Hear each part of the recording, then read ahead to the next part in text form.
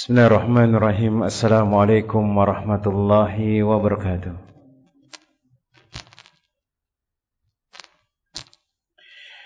Innal hamdalillah nahmaduhu wa nasta'inuhu wa nastaghfiruh. Wa na'udzu billahi min sururi anfusina wa min sayyiati a'malina. Man yahdihillahu fala mudilla lahu wa may yudlil fala hadiya lahu. Wa asyhadu an la ilaha illallah wahdahu la syarika lahu. Lahul mulku wa lahul hamdu wa huwa ala kulli syai'in qadir. Wa asyhadu anna Muhammadan abduhu wa rasuluhu wa habibuhu wa khaliluhu. Salawatu rabbi wa salamuhu alaihi wa ala alihi wa ashabihi wa man ihtada bihudahu ila yaumiddin yauma la yanfa'u malun wala banun illa man atallaha biqalbin salim. Masyarul muslimin wal muslimat jemaah yang semoga dirahmati oleh Allah tabaraka wa taala. Segala pujian dan puji syukur senantiasa kita ucapkan kepada Allah Rabbul Alamin. Kita memuja dan memujinya, bersyukur atas limpahan berkah yang diberikan oleh Allah tabaraka wa taala kepada kita jemaah. Kemudian selawat beriring salam kita ucapkan kepada Nabi kita Muhammad bin Abdullah sallallahu alaihi wasallam. Allahumma salli wa sallim wa zid wa barik wa an'im ala sayyidina wa maulana Muhammad bin Abdullah sallallahu alaihi wasallam. Ya Allah, semoga selawat beriring salammu, tambahan berkah dan nikmatmu senantiasa tercurahkan kepada hamba kekasihmu ya Allah, kekasih kami ya Allah, junjungan kami ya Allah, Muhammad bin Abdullah sallallahu alaihi wasallam. Jemaah yang semoga dirahmati oleh Allah tabaraka wa taala, di antara yang diajarkan oleh Allah tabaraka wa taala dan Rasulnya sallallahu alaihi wasallam adalah untuk terus senantiasa meningkatkan ketakwaan kepada Allah jalla jalaluhu jemaah. Yang mana di antara cara untuk membuat kita semakin bertakwa kepada Allah tabaraka wa taala adalah dengan melakukan ibadah puasa dan kita peruntukkan untuk Allah Rabbul Alamin. Apalagi jemaah yang semoga dirahmati oleh Allah tabaraka wa taala, bulan Ramadan sangat dekat-dekat sekali dan akan segera menghampiri kita. Maka hendaknya seorang berusaha untuk menjadi terbaik dan menjadi lebih baik di bulan-bulan Ramadan tersebut jemaah. Sehingga yang harus dia siapkan ketika berjumpa di bulan Ramadan adalah ilmu. Dia harus mengilmui bahwasanya amalan puasa itu tidak akan diberkahi oleh Allah kecuali dia ikhlas dan sesuai dengan tuntunan Nabi sallallahu alaihi wasallam.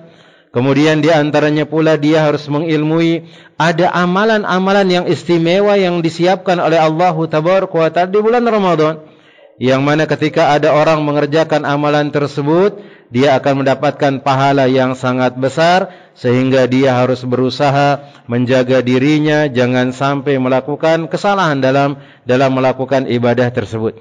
Kemudian jemaah yang semoga dirahmati oleh Allah tabaraka wa taala, dia juga harus mengilmui bahwasanya berpuasa di bulan Ramadan itu bukan hanya menjaga puasanya dari makan dan minum, tetapi dia harus menjaga dirinya atau menjaga jangan sampai pahala puasanya itu habis.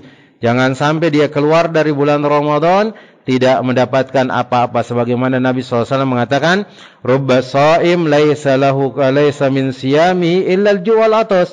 Maka sangat merugi sekali orang-orang yang dia didatangi oleh bulan Ramadan kemudian dia tidak mendapatkan apa-apa kecuali lapar dan dahaga jemaah. Jemaah yang semoga dirahmati oleh Allah tabaraka wa taala, sebagaimana kita katakan bahwasanya bulan Ramadan sebentar lagi akan berjumpa dengan kita, maka yang butuh kita siapkan adalah ilmunya, pelajari rukun-rukunnya, pelajari syaratnya, pelajari yang wajibnya, pelajari yang sunnahnya, sehingga amalan yang kita kerjakan diterima oleh Allah tabaraka wa taala. Jemaah yang semoga dirahmati oleh Allah tabaraka wa taala, kita lanjutkan pelajaran dan kajian kita masih membahas kitab yang dituliskan oleh Syekh Fuad bin Abdul Aziz, yaitu Kitabul Adab atau kumpulan adab Islami atau etika seorang muslim yang harus dia miliki dalam kehidupan sehari-hari. Maka di sini beliau mengatakan yang kelima di antara adab-adab ketika tidur yang mana seorang ketika hendak tidur, maka dia disyariatkan beberapa adab sehingga tidurnya itu mendapatkan keberkahan, jemaah. Karena Nabi SAW mengatakan ketika ada orang yang dia bersuci, kemudian dia tidur, kemudian dia meninggal dunia, maka tidak ada lain kecuali dia dalam keadaan fitrah. Dia dalam keadaan suci. Dia akan diberikan pahala yang banyak oleh Allah Tabaraka wa Ta'ala. Maka kemudian yang kelima dari adab-adab ketika tidur adalah membaca satu surat atau ayat tertentu dari surat-surat dalam Al-Quran. Maka di antara petunjuk Nabi SAW bahwasanya beliau tidak tidur hingga membaca sebuah ayat dari Al-Quran, membaca Al-Quran sebelum tidur, dan merupakan penjagaan bagi seorang muslim supaya dia tidak diganggu tidurnya oleh syaitan. Dan setan tidak akan menemaninya dalam mimpinya tersebut. Maka yang sering terjadi ada orang-orang yang bermimpi dia dibunuh, dia mungkin misalnya dipatok sama ular, misalnya digigit harimau, dimangsa oleh binatang buas misalnya. Bisa jadi ada peran setan yang masuk di dalam sana karena ternyata kita tidak menyiapkan diri kita untuk tidur, kemudian berdoa dan membaca Al-Quran sebagaimana yang diajarkan oleh Nabi SAW. Kemudian jemaah yang semoga dirahmati oleh Allah Tabaraka wa Ta'ala, ada beberapa asar yang diriwayatkan dari Nabi SAW berkaitan dengan pembahasan ini, dan lafadznya pula sangat beragam. Di antaranya atau di sini akan disebutkan oleh beliau beberapa adab atau beberapa hal yang hendaknya dibaca oleh seorang mukmin dan mukminat ketika dia hendak tidur dan berbaring di atas ranjangnya. Maka yang pertama kata beliau di sini, Syekh Fuad bin Abdul Aziz, beliau mengatakan di antaranya yang pertama adalah membaca ayat kursi. Dan dalam hal ini disebutkan dari atau sebuah kisah dari Abu Hurairah bahwasanya ketika ia bersama orang-orang atau ketika ia bersama orang-orang yang mencuri perbendaharaan zakat, ketika Abu Hurairah radhiyallahu taala anhu ingin melaporkannya kepada Nabi SAW, maka orang itu pun mengatakan, lepaskanlah aku wahai Abu Hurairah, maka aku akan ajarkan kepada engkau satu kalimat dari kalimat Allah yang akan memberikan manfaat kepadamu. Kemudian Abu Hurairah pun mengatakan, kalimat apa itu? Maka orang itu pun mengatakan dan menyebutkan, jika engkau hendak mendatangi tempat tidurmu, maka bacalah ayat kursi. Ini diantara asar, diantara yang disebutkan oleh para sahabat tentang permasalahan membaca ayat kursi. Suatu ketika terjadi pencurian di Baitul Mal, kemudian waktu itu adalah waktu jaganya Abu Hurairah radhiyallahu taala anhu, kemudian dapatlah yang mencuri harta tersebut. Ternyata dia adalah golongan dari kalangan jin yang dia menyerupai manusia. Ditangkap oleh Abu Hurairah radhiyallahu taala anhu. Kemudian ketika hendak mau dilaporkan kepada Nabi sallallahu alaihi wasallam, maka dia pun mengatakan, aku ajarkan engkau wahai Abu Hurairah, ketika engkau hendak mau tidur baca ini, yaitu ayat kursi. Yang mana Allah Subhanahu wa taala mengatakan, Allahu la ilaha illa huwal hayyul qayyum, sampai selesai. Maka sesungguhnya Allah senantiasa akan menjagamu dan setan tidak akan mendekatimu hingga tiba waktu subuh. Maka kita dijaga. Dan ini memang ampuh untuk mengusir setan, untuk mengusir gangguan. Maka silakan kita baca ayat kursi, dan itu memang yang diajarkan oleh Nabi sallallahu alaihi wasallam. Kemudian setelah dia mendapatkan hal tersebut, Abu Hurairah pun melepaskannya.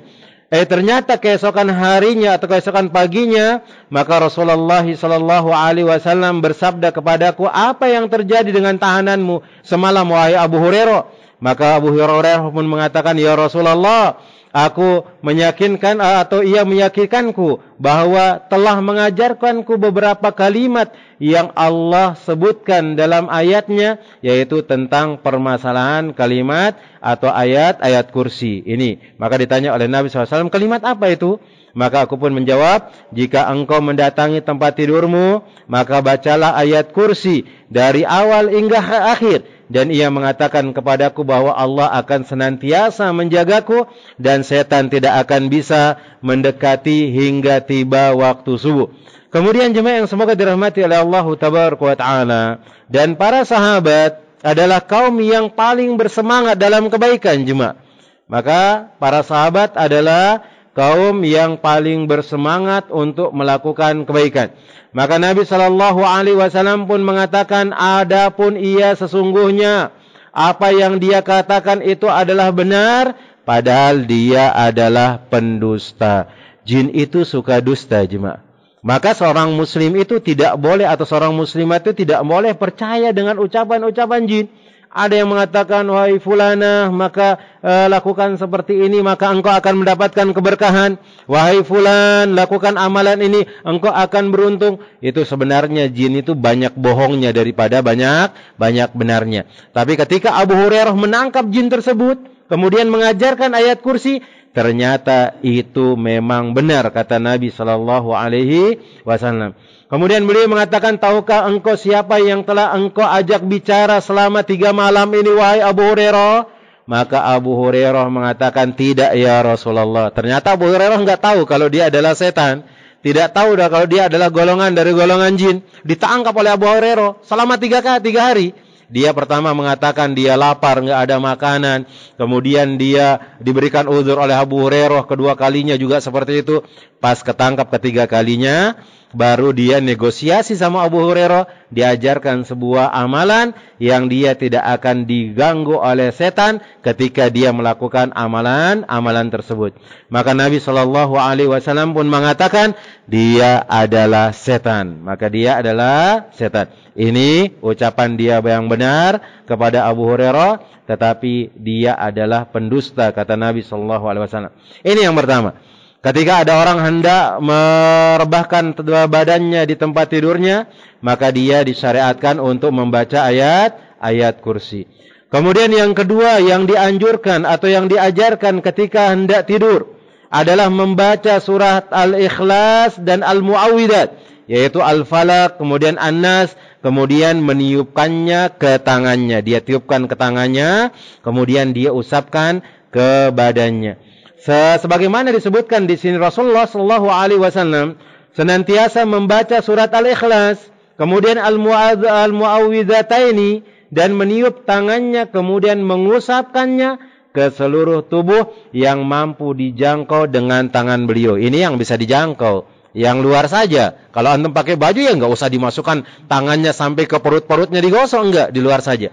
Maka ditiup ke tangannya, kemudian dia usap dari kepalanya, kemudian ke badannya, kemudian ke tubuhnya sampai ke kakinya yang memang bisa dijangkau dengan hal tersebut. Dan ini adalah yang diajarkan oleh Nabi SAW. Maka disebutkan dari Ummul Mukminin Aisyah radhiyallahu taala anha, beliau mengatakan apabila Nabi SAW hendak beristirahat di tempat tidur beliau, yaitu setiap malam, maka beliau menyatukan kedua telapak tangan beliau, lalu beliau meniup kedua telapak tangannya, dan yang dilanjutkan dengan membaca Qul huwallahu ahad, kemudian Qul a'udzu birabbil falaq, Qul a'udzu birabbin nas, kemudian mengusapkan kedua tangannya itu ke seluruh tubuh yang sanggup beliau jangkau. Dia mulai dari bagian kepala, kemudian ke bagian wajah, kemudian ke bagian tubuh yang paling dekat untuk dijangkau. Beliau SAW melakukannya 3 kali. Berarti baca Qul huwallahu ahad, Qul a'udzu birabbil falaq, Qul a'udzu birabbin nas, kemudian ditiup, kemudian diusapkan ke kepala yang dijangkau, ditiup lagi sampai 3 kali, dan itu beliau lakukan. Kemudian dari hadis di atas dapat diambil faedah bahwasanya Nabi SAW melakukannya setiap hendak tidur, sebagaimana yang dikatakan oleh Aisyah radhiyallahu taala anha, setiap malamnya beliau. Ini beliau terus mengerjakan hal tersebut. Kenapa? Supaya kita tidak diganggu sama setan, jemaah. Supaya pikiran kita, istirahat kita ini tidak diganggu oleh setan. Karena ketika istirahat kita diganggu oleh setan, kesusahan kita, jemaah. Karena ada orang seharusnya tidurnya untuk istirahat, ternyata tidurnya dia malah tambah tersiksa dan tidak tenang pikirannya, bahkan badannya pun tidak sehat. maka itu yang kita harus jaga sehingga kita akan mendapatkan keberkahan dengan apa yang diajarkan oleh Nabi sallallahu alaihi wasallam. Kemudian adapun tata caranya adalah membaca 3 surat tadi, kemudian meniup kedua telapak tangannya, lalu mengusap ke seluruh badan yang mampu dia jangkau, dari kepala, wajah, kemudian yang terdekat dari badannya. Kemudian jemaah yang semoga dirahmati oleh Allah tabaraka wa taala, faedah lain dari hadis ini adalah bahwa meniup dengan 3 kali tiupan, kemudian faedah meniup tersebut dimaksudkan untuk mencari berkah dengan hanya atau dengan hawa basah dan hawa yang langsung mengenai telapak tangan sebagai bentuk ruqyah dan sebagian dari zikir-zikir yang baik. Demikianlah yang diterangkan oleh Al-Qadi rahimahullahu ta'ala. Ini dia di antara faedahnya jemaah. Kemudian yang berikutnya jemaah yang semoga dirahmati oleh Allah tabaraka wa ta'ala, faedah yang berikutnya adalah meniup tangan disertai bacaan Al-Ikhlas. Kemudian Al-Mu'awwidhataini tidak dikhususkan hendak tidur saja ternyata, bahwa hal itu dikhususkan bagi orang yang merasakan sakit, agar dia meniup kedua telapak tangannya 3 kali, kemudian mengusap ke tubuhnya. Dan disebutkan oleh Al-Imam Al-Bukhari, riwayat dari Aisyah radhiyallahu taala anha, bahwasanya ketika Nabi sallallahu alaihi wasallam merasa sakit, beliau sallallahu alaihi wasallam meniup tangannya beliau, kemudian membaca Al-Mu'awwidzat, lalu mengusap ke tubuhnya, dan tatkala beliau menderita sakit parah yang menyebabkan beliau wafat, beliau pun menyatukan kedua tangannya kemudian membaca Al-Mu'awwidzat. Ternyata ini bukan hanya dilakukan ketika beliau hendak tidur saja, tapi ini ternyata sebagai pengobatan dari Nabi sallallahu alaihi wasallam, sebagai ruqyah dari Nabi sallallahu alaihi wasallam jemaah. Maka silakan, Nabi SAW mengajarkan kita kalau ada sakit-sakit di anggota tubuh kita ini baca.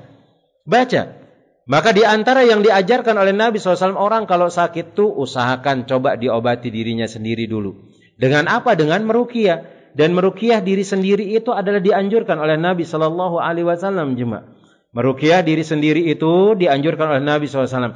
Dan semua ayat dalam Al-Quran itu bermanfaat untuk kesembuhan. Sebagaimana Allah Jalla Jalaluhu mengatakan fihi sifa'ul linnas, bahwasanya Al-Quran itu memiliki obat atau semua ada obat untuk manusia. Kemudian sifa'ul liman fis sudur, kemudian juga sebagai pengobat bagi yang ada di dalam hatinya, yaitu bagi dadanya, sehingga dia akan mendatangkan ketenangan. Maka kita katakan yang kedua yang dianjurkan setelah membaca ayat kursi adalah membaca mu'awwidzat. Qul huwallahu ahad, qul a'udzu birabbil falaq, qul a'udzu birabbin nas. Ini dibaca. Bukan hanya sebelum tidur saja. Maka silakan kalau ada lagi sakit-sakit kepala, baca hal tersebut. Sehingga Allah tabaraka wa ta'ala akan memberikan kita keberkahan dan menyembuhkan kita. Dan ini diantara pertolongan Allahu Jalla Jalaluhu. Kemudian diusapkan ke tubuh beliau yang sakit. Nah, kemudian yang ketiga, setelah dia membaca ayat kursi, kemudian dia membaca Al-Mu'awwidzat, maka silakan dianjurkan baginya untuk membaca Al-Kafirun, yaitu surat Al-Kafirun. Untuk apa? Untuk berlepas diri dari kesyirikan. Bahwasanya saya ini orang Islam, saya ini menyembah yang diajarkan oleh Nabi Muhammad SAW, tidak menyekutukannya, mengikhlaskan ibadah untuk Allah tabaraka wa ta'ala dan yang lainnya. Dan ini juga pernah disebutkan atau diriwayatkan dari Farwa bin Naufal, dari ayahnya radhiyallahu taala anhu, bahwasanya Nabi SAW bersabda kepada Naufal, "Iqra Qul ya ayyuhal kafirun summa nam ala khatimatiha." Maka bacalah Qul ya ayyuhal kafirun, kata Nabi SAW. Kemudian tidurlah setelah selesai membacanya. Fa innaha bara'atun minasyirki, karena itu adalah ucapan untuk melepaskan diri dalam kesyirikan. Dan itu menjadi kalimat terakhir, yang mana dengan kalimat terakhir itu yang akan membuat kita dijamin masuk surga jemaah. Kata Nabi sallallahu alaihi wasallam mengatakan dalam hadis yang sahih, "Man kana akhiru kalamihi la ilaha illallah dakhalal jannah." Itu barang siapa yang akhir dari ucapannya la ilaha illallah, ketika dia meninggal dunia, maka dia dijamin masuk surga. Dan di antaranya adalah dengan membaca Qul ya ayyuhal kafirun, membaca doa-doa sebelum tidur, itu adalah tanda-tanda keberkahan yang akan mengantarkan kita ke dalam surga Allahu Jalla Jalaluh. Kemudian yang berikutnya jemaah yang semoga dirahmati oleh Allah Tabaraka wa Ta'ala. Setelah membaca ayat kursi, membaca al-mu'awwidzat, Qul Allahu ahad, Qul a'udzu birabbil falaq, Qul a'udzu birabbin nas, kemudian membaca al-kafirun, maka hendaknya dia membaca surat Tabarak, yaitu al-mulk. Al-mulk. Dan kemudian dia juga kalau bisa, maka silakan dia baca alif lam mim tanzil, yaitu as-sajadah. Diriwayatkan dari Jabir radhiyallahu taala anhu, ia mengatakan Rasulullah sallallahu alaihi wasallam tidak tidur hingga beliau membaca alif lam mim tanzil, as-sajadah dan tabarakalladzi biyadihil mulk. Tabarakalladzi biyadihil mulk, itu yang dibaca. Maka disyariatkan silakan kalau memang bisa membaca as-sajadah dia baca sajadah, kalau memang dia bisa membaca al-mulk saja maka dia silakan membaca al-mulk. Kemudian sebuah asar menyebutkan tentang surat Al-Mulk, yakni Tabarak, bahwasanya beliau sallallahu alaihi wasallam menganjurkan untuk membaca dan menjaganya. Abu Hurairah radhiyallahu taala anhu meriwayatkan dari Nabi sallallahu alaihi wasallam, beliau mengatakan, "Suratun minal Qur'an salasuna ayatan tasfa'u li sahibiha hatta tughfar lahu." Satu surat dalam Al-Qur'an yang 30 ayatnya. Satu surat dalam Al-Quran yang ayatnya itu ada 30 jemaah. Dapat memberikan syafaat bagi orang yang membacanya sehingga dosa-dosanya akan diampuni. Mana dia? Tabarakalladzi biyadihil mulk, yaitu surat Al-Mulk. Maka ini ada keberkahan. Ketika orang hendak tidur, maka jangan sampai dia melewatkan membaca ayat-ayat tersebut, yaitu Al-Mulk, karena akan membuat dia bersih dari dosa-dosanya. Kemudian yang berikutnya jemaah yang semoga dirahmati oleh Allah Tabaraka wa Ta'ala, di antara bacaan yang diajarkan oleh Nabi sallallahu alaihi wasallam ketika hendak tidur, yang berikutnya adalah membaca 2 ayat terakhir dari surat Al-Baqarah. Maka silakan dia baca ayat kursi, dia tambah dengan mu'awwidzat, dia tambah dengan Qul ya ayyuhal kafirun, dia tambah dengan Tabarak atau Al-Mulk atau As-Sajadah. Kemudian yang berikutnya dia baca 2 ayat terakhir dari surat Al-Baqarah. Dan ini disebutkan dari Abu Mas'ud Al-Badri, radhiyallahu taala anhu. Maka ia mengatakan Rasulullah sallallahu alaihi wasallam bersabda, Al-ayatani min akhir suratil Baqarah man qara'ahuma fi lailatin kafatahu. Kafatahu, kata Nabi SAW. 2 ayat terakhir dari surat Al-Baqarah, siapa yang membacanya pada malam hari, maka 2 ayat tersebut akan mencukupinya. Allah akan memberikan kecukupan bagi kita kalau senantiasa membaca 2 ayat tersebut. Kemudian tentang sabda beliau 2 ayat tersebut telah mencukupinya, maka Imam Nawawi mengatakan, dikatakan bahwasanya maknanya adalah telah mencukupinya dari solat malam. Berarti membaca 2 ayat itu sama seperti orang mengerjakan solat malam. Tapi bukan berarti kita lebih memilih membaca itu daripada solat malam. Maka silakan dia juga solat malam. Maksudnya pahalanya semisal dengan solat malam. Berarti bukan berarti kita enggak solat malam seperti itu jemaah. Solat malam itu ada keutamaannya.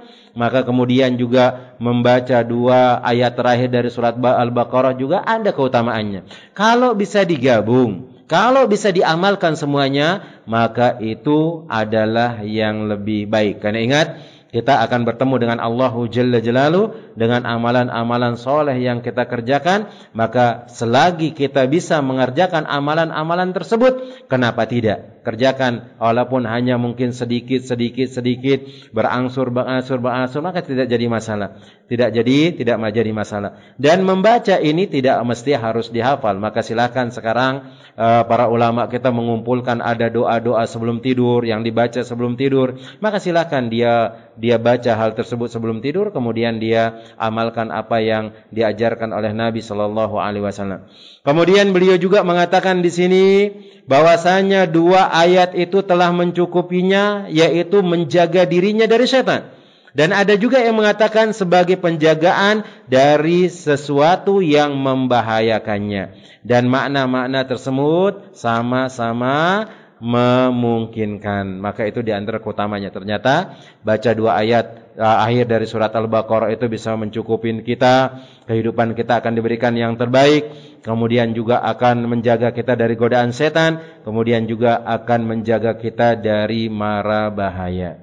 Kemudian setelah dia selesai membaca ayat-ayat tersebut, yang berikutnya yang diajarkan oleh Nabi Shallallahu Alaihi Wasallam adalah membaca doa-doa dan zikir.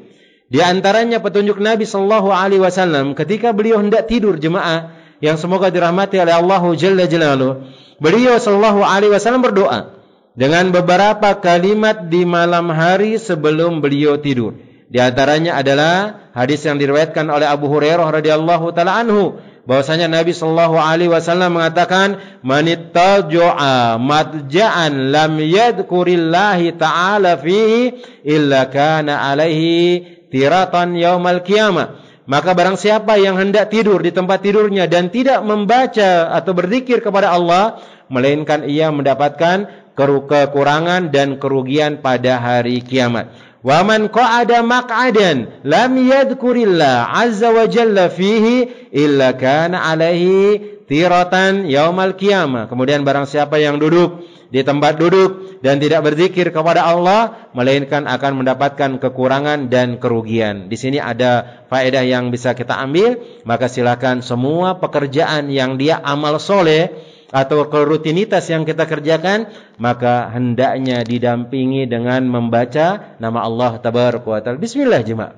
Walaupun ada sebagian ulama mengatakan ayu amalin lam yabda bi bismillah fa huwa abtar, mengatakan doi, tapi dengan hadis-hadis yang lain mengangkat derajatnya dan bisa diamalkan. Kita mau duduk di suatu tempat, baca bismillah, minta keberkahan dari Allah Tabaraka wa Ta'ala dan minta pertolongannya, maka tidak ada lain kebahagiaan yang kita akan dapatkan, kemudian kemuliaan yang akan diberikan oleh Allah Jalla Jalaluhu. Dan siapa yang memperhatikan doa-doa yang diucapkan oleh Nabi sallallahu alaihi wasallam ketika dia hendak tidur, maka ia akan mendapati bahwa di dalamnya tercakup makna-makna yang agung, di dalamnya pun tercakup tauhid dan jenis-jenisnya.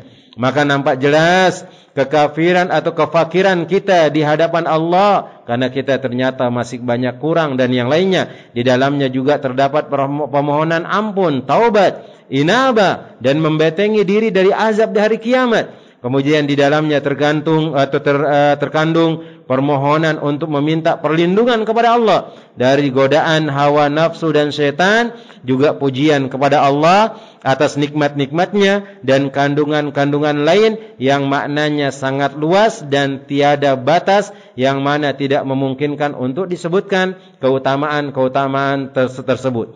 Kemudian beliau menyebutkan akan kita sebutkan di sini sebagian doa-doa yang ketika Nabi sallallahu alaihi wasallam hendak tidur, maka beliau membaca doa tersebut agar kita bisa mengambil faedah darinya dan mengharapkan tambahan amal kebaikan. Sesungguhnya orang yang mendapatkan taufik dari Allah adalah orang yang berlomba-lomba mengamalkan kebaikan tersebut. Di antaranya adalah Nabi sallallahu alaihi wasallam mengucapkan kalau tidur, Allahumma qini adzabaka yauma tab'asu ibadak. Ya Allah, aku berlindung kepadamu dari azabmu di hari yang mana engkau membangkitkan hamba-hambamu. Kita berlindung dari azab Allah Tabaraka wa Ta'ala, dari masuk ke dalam neraka, kemudian memohon supaya dimasukkan ke dalam surga. Kemudian ini diriwayatkan dari Hafsah radhiyallahu taala anha, yaitu istri Nabi sallallahu alaihi wasallam, bahwasanya Nabi SAW setiap kali hendak tidur, beliau meletakkan tangan kanannya di bawah pipinya. Kemudian beliau mengatakan, Allahumma kini azabaka yauma tab'asu ibadak. Ya Allah, aku berlindung kepadamu dari azabmu pada hari engkau membangkitkan hamba-hambamu. Ini diantara tata cara Nabi SAW tidur. Beliau berbaring, kemudian yaitu sebelah kanan, kemudian beliau meletakkan tangan kanannya di bawah pipinya. Dicoba jemaah. Tapi Anda coba kemarin agak kesusahan karena enggak pernah, biasanya kalau tidur tuh enggak pernah naruh tangan di bawah pipi. Anda coba jemaah itu ya agak lumayan beda rasanya. Tapi itu adalah di antara sunnah Nabi sallallahu alaihi wasallam. Kemudian di antara doa yang diajarkan pula oleh Nabi sallallahu alaihi wasallam ketika hendak tidur, maka kita dianjurkan mengatakan bismikallahumma amutu wa ahya. Dengan menyebut namamu ya Allah, aku mati dan aku hidup. Dan ini diriwayatkan oleh Hudzaifah bin Yaman radhiyallahu taala anhu. Beliau apabila Nabi SAW menuju tempat tidur beliau, maka beliau mengatakan bismikallahumma amutu wa ahya, dengan menyebut namamu ya Allah, aku mati dan aku hidup. Ini dia. Kemudian yang berikutnya di antara ucapan yang diucapkan oleh Nabi SAW ketika hendak tidur, beliau mengatakan, Allahumma khalaqta nafsi wa anta tawaffaha laka mamatuha wa mahyaha in ahyaitaha fahfadha wa in amattaha faghfir laha Allahumma inni as'alukal afiyah. Ya Allah, sesungguhnya Engkau telah menciptakan aku, dan Engkaulah yang akan mematikan aku. Engkau memiliki hak menghidupkan dan mematikan. Jika Engkau menghidupkan diriku, ya Allah, maka peliharalah aku, atau peliharalah jiwaku. Dan jika Engkau mematikannya, ya Allah, maka ampunilah ia, ya Allah, atau ampunilah aku, dan aku memohon keselamatanmu. Maka kita meminta kepada Allah Tabaraka wa Ta'ala, mudah-mudahan ketika kita bangun dari tidur kita hidup kembali, itu semakin berbarokah, semakin bermanfaat bagi orang lain, kemudian semakin dijaga oleh Allah Tabaraka wa Ta'ala. Dan ini diriwayatkan dari Abdullah ibn Umar radhiyallahu taala anhuma, bahwasanya ia memerintahkan seseorang yang hendak tidur untuk berdoa, mengucapkan doa yang di atas, jemaah. Kemudian, apakah engkau mendengar dari Umar? Maka ia mengatakan di sini, menjawab, aku mendengarnya dari orang yang lebih baik daripada Umar radhiyallahu taala anhu, yaitu Rasulullah sallallahu alaihi wasallam. Kemudian di antara yang dibaca pula ketika dia hendak tidur, maka di sini disebutkan bismika rabbi wada'tu janbi wa bika arfa'uhu in amsakta nafsi farhamha wa in arsaltaha fahfadha bima tahfadu bihi ibadaka salihin. Ya Allah, dengan menyebut namamu, wahai Rabbku, ku letakkan tubuh ini dengan pertolonganmu, aku mengangkatnya. Jika engkau mematikan aku, maka matikanlah aku atau berikanlah aku rahmat kepadanya. Dan jika engkau membiarkan hidup, maka peliharalah sebagaimana engkau memelihara hamba-hambamu yang soleh. Kita menyebut nama Allah, kemudian mengatakan, ya Allah, aku letakkan jiwaku ini, aku letakkan diriku ini di bawah pertolonganmu, ya Allah. Kalau engkau cabut nyawanya, kalau engkau cabut nyawaku, ya Allah, berikanlah rahmat. Tapi kalau engkau menghidupkanku, ya Allah, maka berikanlah atau jagalah aku dan berikanlah kebahagiaan, dan jagalah aku seperti orang-orang yang soleh. Dan hadis ini diriwayatkan oleh Abu Hurairah. Dia mengatakan Rasulullah SAW bersabda, jika salah seorang di antara kalian hendak beristirahat tempat tidurnya, maka hendaknya dia mengibaskan tempat tidurnya tersebut dengan kain sarungnya. Ini di antara adab yang sudah kita lewati. Kalau ada orang hendak tidur itu, maka silahkan dikibas dulu pakai ujung kain dari sarungnya itu sebanyak 3 kali, supaya benda-benda atau mungkin ada binatang-binatang yang ada di atas kasur tersebut yaitu hilang dan seterusnya, sehingga itu tidak memudaratkan kita. Karena sesungguhnya ia tidak tahu apa yang terjadi di tempat tidurnya setelahnya. Kemudian hendaknya dia tidur menghadap ke arah kanan, kemudian hendaknya dia membaca doa yang kita sebutkan tadi. Kemudian juga di antara yang diucapkan oleh Nabi sallallahu alaihi wasallam, beliau mengatakan, Allahumma rabbas samawati wa rabbal ardi wa rabbal arsyil azim, rabbana wa rabba kulli syai'in, falikul habbi wan nawa wa munzilal tawrati wal injili wal furqan, a'udzu bika min syarri kulli syai'in anta akhidun binasiyati, Allahumma antal awwalu falaysa qablaka syai'un wa antal akhiru falaysa ba'daka syai'un wa anta zahiru falaysa fawqaka syai'un wa antal batinu falaysa dunaka syai'un, iqdi anna ad-daina wa aghnina minal faqri. Maka ini boleh dibaca. Ya Allah, ya Rabb langit dan Rabb bumi dan Rabb arsy yang agung, wahai Rabb kami, Rabb segala sesuatu yang menciptakan bijian-bijian dan benih-benih tanaman, yang menurunkan Taurat, yang menurunkan Injil serta Al-Furqan yaitu Al-Quran. Aku berlindung kepadamu ya Allah dari kejahatan segala sesuatu yang mana engkaulah yang memegang ubun-ubun. Engkau adalah al-awwal yang tidak ada sesuatu pun sebelummu. Engkau adalah yang akhir yang tidak ada sesuatu pun setelahmu. Engkau adalah al-zahir yang tidak ada sesuatu pun di atasmu. Engkau adalah batin yang tidak ada sesuatu pun di bawahmu. Lunasilah hutang-hutang kami dan bebaskanlah kami dari kefakiran. Ini juga silakan bisa dibaca. Tapi ingat, ini bukan semuanya dibaca jemaah. Kemampuannya mana yang dibaca. Kalau memang dia baca ini satu, misalnya besok malam satu ini, besok malamnya lagi satu, maka itu tidak jadi masalah. Dan ini diantara hikmah dari syariat Nabi Sallallahu Alaihi Wasallam. Di antara syariat Nabi atau sunnah Nabi SAW itu bermacam-macam bentuknya jemaah, supaya enggak bosan. Sama seperti doa iftitah juga. Allahumma ba'id baini wa bainana khotoyaya. Kemudian ada kabira dan yang lainnya. Itu supaya kita tidak bosan. Sesekali kalau sudah itu terus yang sering dibaca, coba diganti dengan yang lainnya. Kemudian fahami artinya. Sehingga kita tidak akan merasa bosan dengan hal tersebut. Dan ini diriwayatkan dari Abu Hurairah radhiyallahu taala anhu. Kemudian ada juga doa di sini, Allahumma fatiras samawati wal ardi, alimal ghaibi wasyahada, rabba kulli syai'in wa malika, asyhadu an la ilaha illa anta, a'udzu bika min syarri nafsi wa syarri syaitani wa syirki. Ya Allah, pencipta langit dan bumi, Maha mengetahui yang gaib dan yang nyata, Rabb segala sesuatu dan menguasainya. Aku bersaksi bahwa tiada ilah yang berhak diibadahi dengan benar kecuali Engkau ya Allah. Aku berlindung kepadamu dari keburukan diriku dan dari keburukan setan dan sekutunya. Dan ini hadis dibawakan dari Abu Hurairah radhiyallahu taala anhu dan dibawakan juga oleh Abu Bakar As-Siddiq radhiyallahu taala anhu. Kemudian di antara yang dibaca juga oleh Nabi sallallahu alaihi wasallam, beliau mengatakan, alhamdulillahilladzi at'amana wa saqana wa kafana wa awana, fakam mimman la kafiya lahu wa la mu'wiya. Segala puji bagi Allah Subhanahu wa taala yang memberikan kami makan, yang memberikan kami minum, memberikan kami kecukupan, memberikan kami tempat tinggal, karena banyak orang-orang tidak memiliki kecukupan dan tempat tinggal. Ini dibaca. Yaitu diriwayatkan dari Anas bin Malik radhiyallahu taala anhu.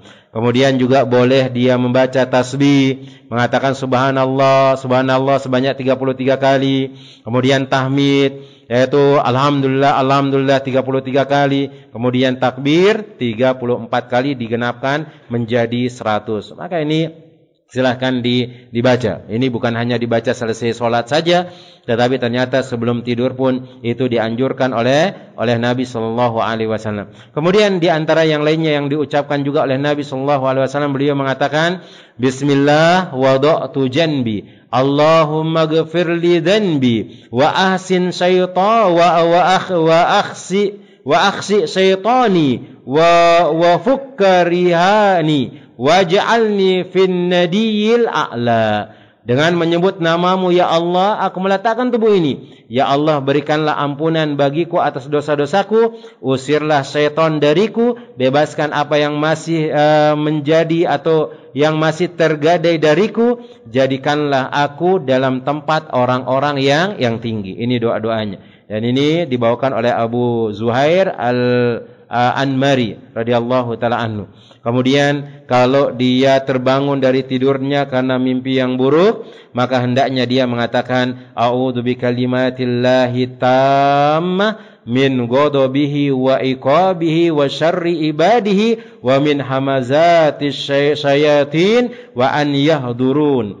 Aku berlindung dengan firman-firman Allah yang sempurna dari kemarahan dan siksanya, dari makhluk dan ciptaannya, dan dari godaan syaitan ketika datang mengganggu. Kemudian yang lainnya pula beliau mengatakan Allahumma aslamtu nafsi ilaika wa wajjahtu wajhi ilaika wa fawwadtu amri ilaika wa alja'tu dhahri ilaika raghbatan wa rahbatan ilaika la malja'a wa la manja minka illa ilaika amantu bi kitabika alladhi anzalta wa nabiyyika alladhi arsalta. Ya Allah, Aku berserah diri kepadamu. Aku hadapkan wajahku kepadamu ya Allah. Aku serahkan segala urusanku kepadamu ya Allah. Aku sandarkan punggungku kepadamu ya Allah. Seraya mengharapkan rahmat dan takut dari siksamu ya Allah. Tidak ada tempat berlindung dan tidak ada tempat menyelamatkan diri dari siksamu melainkan kepadamu ya Allah. Aku beriman kepada kitabmu ya Allah yang engkau turunkan dan kepada nabimu yang engkau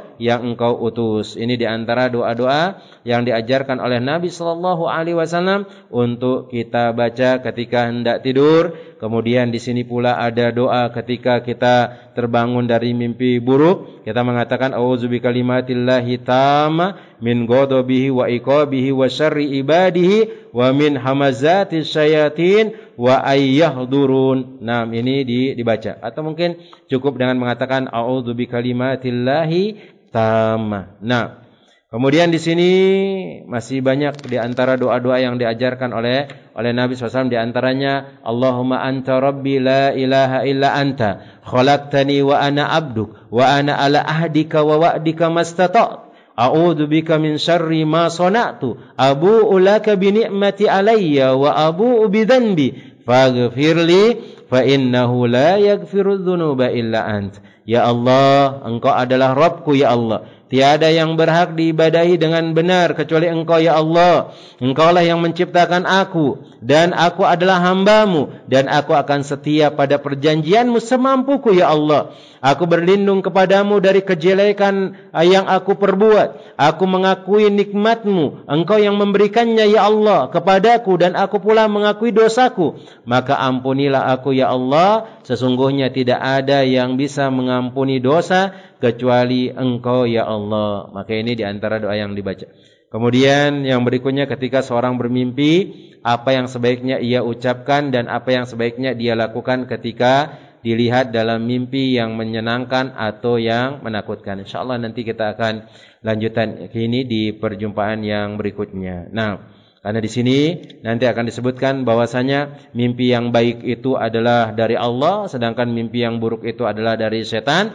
Maka orang yang ketika dia mimpi yang menakutkan, maka hendaknya dia meludah ke arah kirinya, yaitu sebanyak 3 kali. Ada mengatakan sebanyak 3 kali, dan memohon perlindungan kepada Allah dari kejelekannya, maka mimpi itu tidak akan memudaratkannya. Nah, maka kita katakan ya mimpi-mimpi yang buruk itu kita berlindung kepada Allah. Kemudian enggak usah dipikirkan sudah hal tersebut, enggak usah dibawa-bawa sampai membuat dia terganggu dan yang lainnya. Maka itu tidak perlu, minta perlindungan kepada Allah supaya Allah tabaraka wa taala memberikan keberkahan.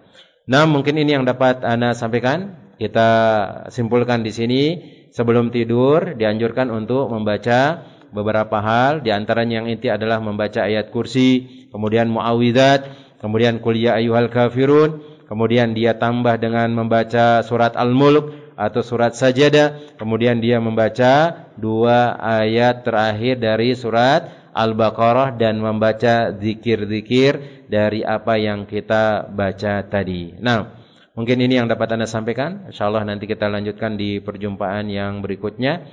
Billahi tabaraka wa ta'ala. Sisanya kalau memang ada pertanyaan, tafadhol bisa ditanyakan. Nah.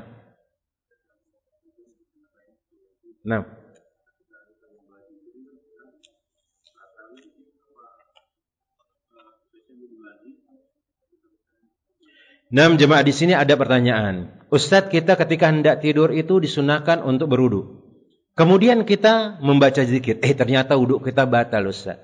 Apakah kita berwudu lagi kemudian melanjutkan zikir? Kalau antum tidak keberatan, wudu lagi. Kalau antum tidak keberatan, wudu lagi. Karena ketika kita berwudu, kemudian enggak batal wudu kita, kemudian kita tidur, kita mati, kita dalam keadaan fitrah. Kemudian di faedah yang bisa diambil yang berikutnya itu, bahwasanya zikir ini tidak mewajibkan harus berwudu, jemaah. Tidak mewajibkan harus berwudu. Tetapi dalam kondisi berwudu itu lebih utama. Kalau antum lagi baca zikir, kemudian wudu antum batal, silakan antum lanjutkan. Tapi kalau antum mau berwudu dulu, kemudian nanti melanjutkan zikirnya lagi, maka itu juga tidak jadi masalah. Itu tidak jadi masalah, karena berwudu untuk berzikir itu adalah sunnah saja. Nah, Dan itu yang disebutkan oleh para ulama. Allahu ta'ala alam bissawab.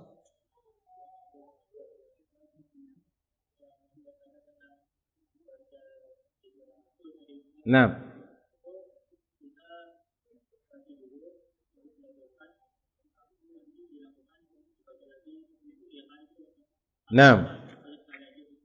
Di sini ada pertanyaan jemaah yang semoga dirahmati oleh Allah tabaraka wa taala.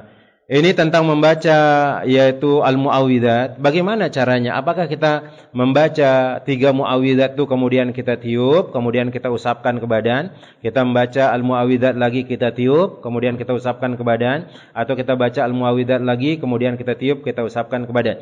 Kalau dilihat dari dalil yang pertama, maka beliau melakukannya 3 kali. Bisa diambil dari sana kemungkinan hal tersebut. Kemudian kalau dilihat dari yang dalil berikutnya, bahwasanya beliau membaca cuma sekali saja 3 itu, sekali saja, qul huwallahu ahad, qul a'udzu birabbil falaq, qul a'udzu birabbin nas, kemudian beliau meniup tangannya 3 kali. Meniup tangannya 3 kali. Meniup tangannya 3 kali. Ditiup, diusap, ditiup, diusap, ditiup, diusap. Nah, ditiup, diusap. Dan itu setelah beliau membaca 3 al-muawwidzat. Setelah membaca 3 al-muawwidzat. Nah, wallahu ta'ala alam bissawab. Dan nanti kalau dapat yang lainnya mungkin bisa disampaikan di pertemuan berikutnya. Nah, ada yang lain?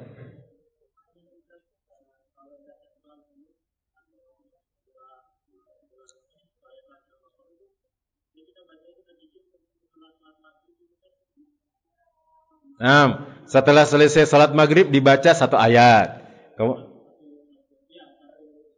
1 surat. Baca yang lain. 6 jemaah. Yang ini yang pas ini kayak gimana sih? Apakah boleh kita nanti pas maghrib itu membaca Al-Mulk? Nanti kemudian selesai Isya, kemudian mau tidur kita baca Sajadah. Kalau di sini dilihat dari urutannya, itu dibaca ketika dia berada di atas kasurnya, ketika dia berada di ranjangnya. Dia baca surat tersebut, kemudian dia tidur. Dia baca surat tersebut kemudian tidur. Bukan dibaca misalnya sore dibaca Al-Mulk, kemudian nanti malamnya enggak perlu dibaca. Bukan itu yang disebutkan di sini. Beliau menyebutkan di antara urut-urutannya yang hendaknya dibaca ketika hendak tidur, yaitu berarti ketika dia berada di atas kasurnya, oleh Syekh Fuad bin Abdul Aziz, yaitu membaca ayat kursi, kemudian dia membaca al-muawwidzat, dia membaca qul ya ayyuhal kafirun, kemudian dia membaca Al-Mulk di atas tempat tidurnya tersebut. Dia baca sampai selesai. Itu berapa lembar jemaah Al-Mulk? 1 lembar setengah kan? 1 lembar setengah. 1 halaman setengah. 2 halaman, berarti 1 lembar. Nah, 1 halaman sedikit lah gitu. Sedikit aja itu kalau sekedar dibaca, kemudian enggak perlu pakai nada-nada lama kayak seperti orang ngaji panjang. Baca-baca biasa saja yang 2 harokat panjangnya. Insyaallah itu tidak lama. Paling banter mungkin ya berapa menit saja jemaah. Gak nyampe kayaknya 10 menit. 5 menit selesai. 5 menit selesai. Yang penting dibaca sebentar seperti itu. Kemudian, apakah harus membaca dua-duanya? Enggak. 1 aja. Membaca Al-Mulk boleh, membaca Sajadah boleh. Nah, kemudian malam besoknya maka silahkan. Nah, dan seterusnya. Wallahu ta'ala alam bissawab. Ada yang lain? Afdal. Kalau enggak ada kita cukupkan. Ibu-ibu ada pertanyaan, Bu?